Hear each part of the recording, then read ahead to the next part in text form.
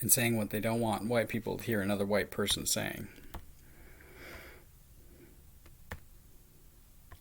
Just for the sake of argument, though, on that same portentous afternoon drive,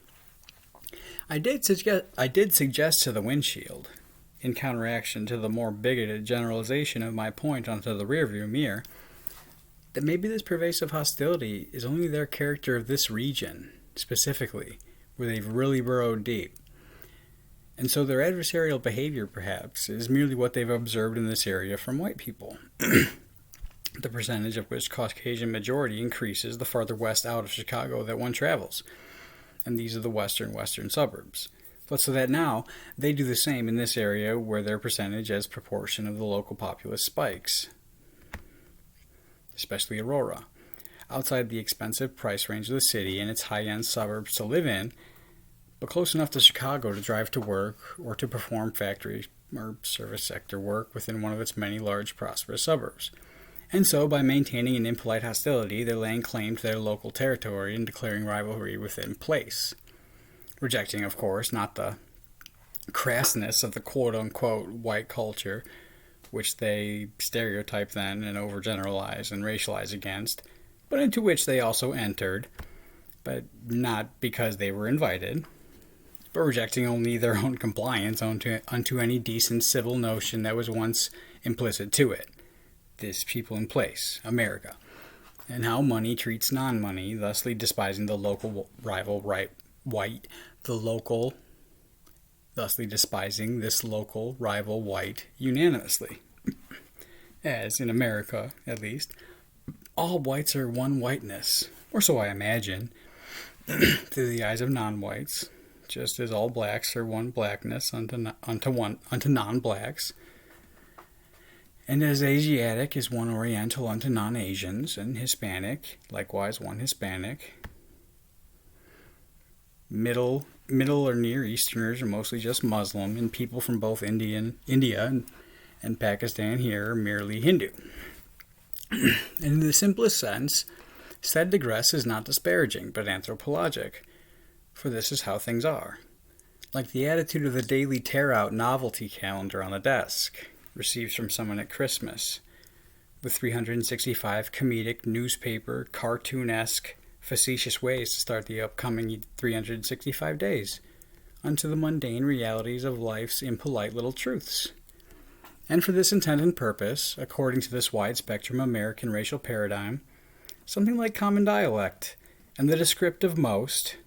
in a given moment, and something like unilateral, interdemographic, governing dynamic, but how all, as within a respective demographic, think about all other without.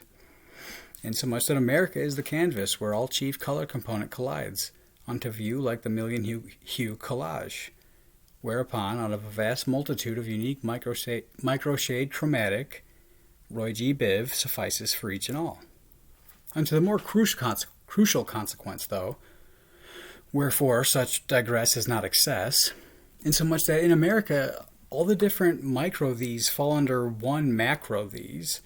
and the many distinct micro-those likewise under this macro-those, and all other micro-them, too, under each its respective macro-them by global region, then it behooves them to know whoso might repatriate here and unto this great American tree graft their bow, that they advertise here not as representative of their single country, as from one sovereign among a cluster like this 50-state union, in the same way that I'm not a boy from Illinois, but merely an American internationally should I travel abroad beyond these United States borders, which I shall not, nor do I ever intend to, but ultimately as representation of their continent, that to come here and enjoy the abundant resource and convenience of a civilized people, and then behave contrary to the people of this place, whose macro peoples from all corners came and digged wells and hoed the soil, and tended this blessed seed, and built this great and voracious land of plenty, that to replace here and then conduct oneself contrary to such macro citizenry that built this place into itself, that one does wrong even against the neighbors of the mother root of their origin, for that in America Mexicans have power to give Venezuelans here a bad reputation, And in this place, micro those can cause micro these, with all the rest of macro them from way over somewhere to stink among the people of the land here.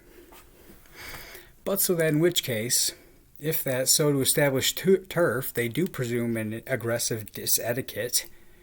but specifically around here, unto those not theirs, and are blatantly impolite, if not contentiously hostile, because this little local Mexico, because this part of America here is theirs to be rude in. If such is the case, then why shouldn't whites see this as prelude to warfare? And but quiet composure until then, and meanwhile tension like fostered strife. And so therefore instead not employ measures, while it's still within white power to do so, to ensure our own safety and interest and influence in this our native place, like every other racial majority has within its own realm among every people at all places ever. Why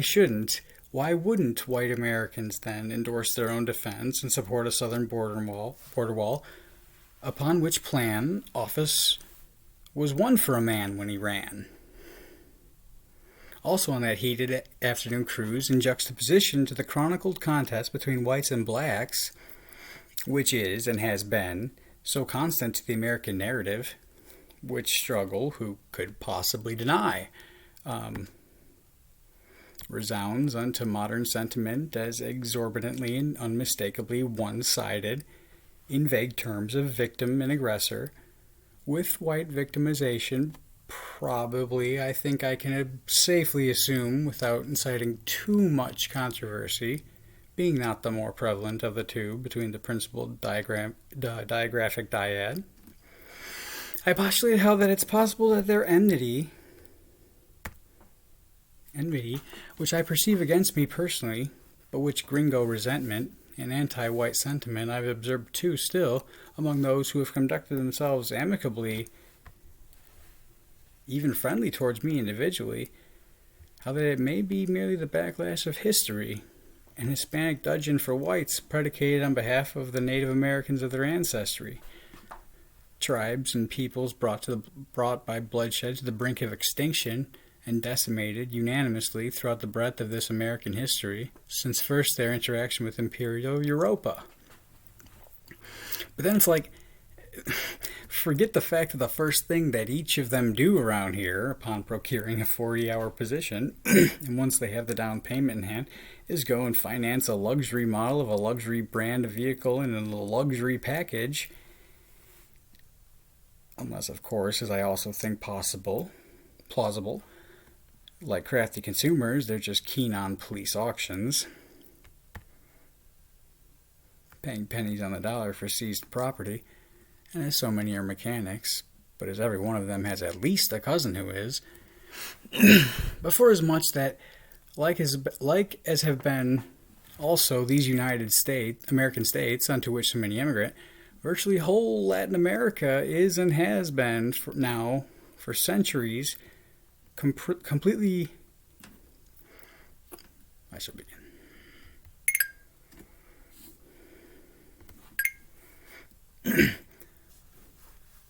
Like as have been also these United American States, unto which so many emigrate,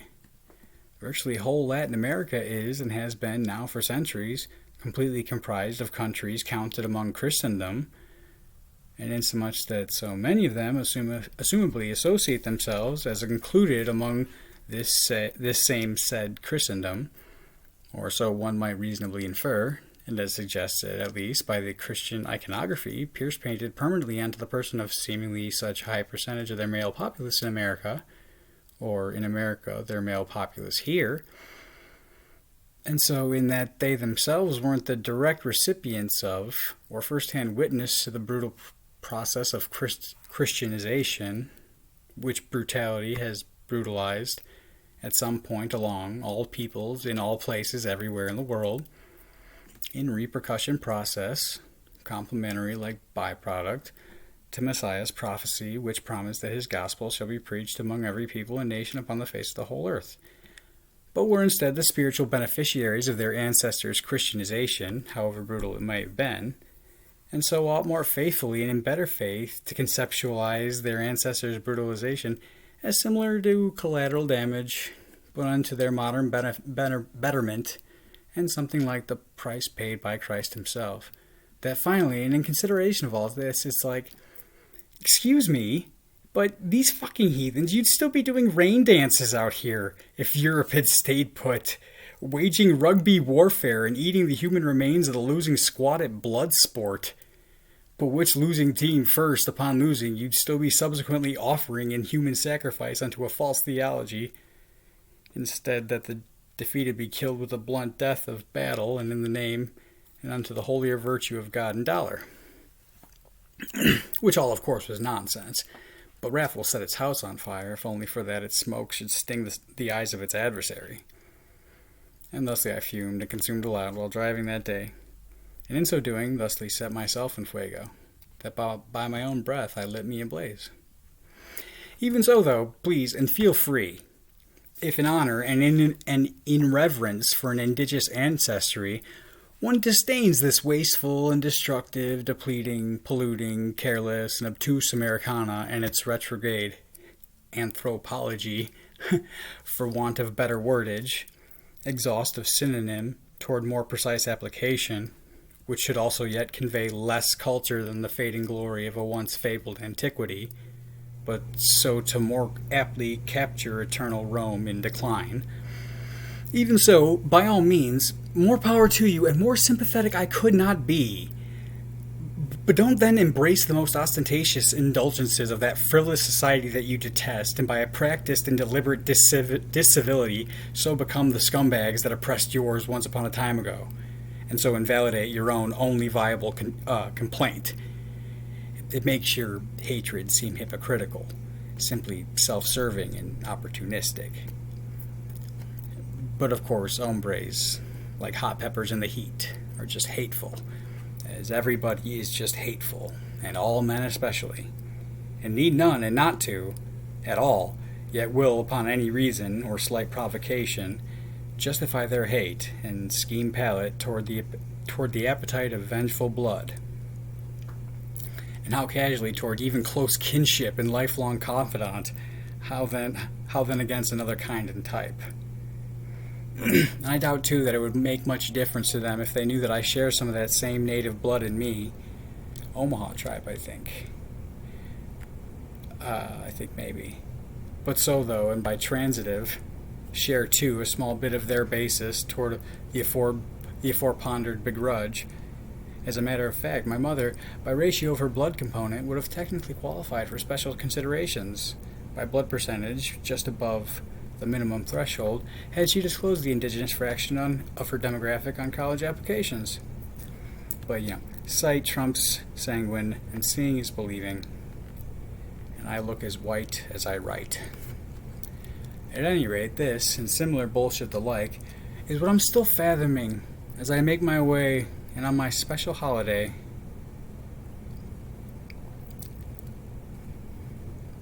and the ordinance is unclear, and not set by metric, but by the happenstance harvest. But maybe the yearly feast of the first fruits, mandated by Moses, and the autumnal gratitude of the ingathering, and of gains grown, and grace God of the field. Maybe it's the harvest of happy birthday, and so relative like irony, and unique to each own. And the consumption of wax tally unto the consideration of little moments made away, and new numeral like record of the field yield, and what height and how more bow we've achieved to grow. But in oblation of each their day from the calendar take away, and offer unto the unknown, and to the candle unlit, as yet, for it is the feast of fruition, and of the new and first fruit, and gather for glee, for it is the frame of new season, and the hinge nail to the gate's veil, interlocking planes of time's threshold, and make mirth to give interlocking planes of time's threshold, and make mirth and give recall, and rejoice to things gone away, and to dig unto the new ground prayer for the yield of the season to be, and hopes unto what good may come. But so that structure might emerge from an irrational number, that from 52 in a day, pivot everyone each, and wild card take away, Passover to start, tabernacles, symmetry, chronology to begin the second half, then trace your waltzing pace, and on the wheels race, for it's your sequence and melody. It's your sequence to the melody, and your stride in step with circumstance, and read the notes on nature's face, and give the singing cosmos glance, and hear the Lord of all the dance. And let her not ever cut her own cake alone. Ha! And let her not ever cut her own cake, or light her candles alone. And who? My love, whoever she may be. Yet pardon me, and beg, forgive. These things are all I have to give. For saying hardly sought for glad, but soothe my sad. Anyway, I'm driving now still to the casino. Oh, right, casino, there's another. I'm charting anecdotes like crude graph in my head. Right around this time last year, a few weeks earlier maybe, I had to take the train to Chicago for some marijuana, extracting my very last resource of all the people I once ever knew, to find my Lady Mary. On the train's last and latest return run that night, I made the track back, and then, as you could maybe have guessed, I was reliant upon my aunt for a ride the rest of the way from the end of the train's line in Aurora back to her Yorkville home, in which basement she also allows me to stay, for it was but 3 months prior to this current casino reference, which I have conveniently now recalled, that my aunt took me in, and I was still saving up for a car of my own and stashing away my daily portion of dollar bills from the car wash's tip box.